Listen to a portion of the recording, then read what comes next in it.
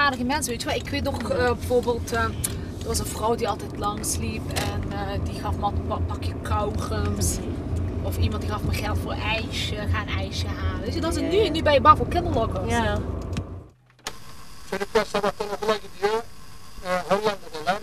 Akşamleyin eve geliyorlar Türkiye'de. En het eerste wat natuurlijk zo iemand opvalt is een kerktoren en de bellen die luiden. Dus dat is van oké, ja, dit is het. En inderdaad heel koud, regenachtig. Het was wel allemaal waar wat ze zeiden. Ja, en in het begin woonden ze natuurlijk met heel veel mannen bijeen. En het was een huisje of pensionnetjes. Ja, en maar ja, zodra hij eigenlijk, met hem ging het wel heel snel goed. Toen hij eenmaal zijn werk had gevonden bij de Volvo-fabriek. En mijn vader die had bewust ervoor gekozen, nou, zodra ik in Nederland ben, zodra ik kan, dan haal ik mijn gezin naar Nederland toe. Want ik wil wel betrokken zijn bij de opvoeding van mijn kinderen. En ja, het eerste wat ze natuurlijk ook te maken hadden is dat hele voortuintjes-idee in Nederland. Vanuit hun Turkse idee hadden ze tomaatjes en wat uitjes geplant in de voortuin.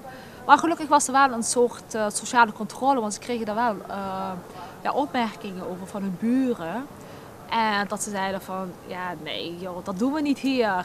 Je moet wel een beetje je voortuin opknappen. Dat doen wij niet in Nederland, die tomaatjes in je voortuin.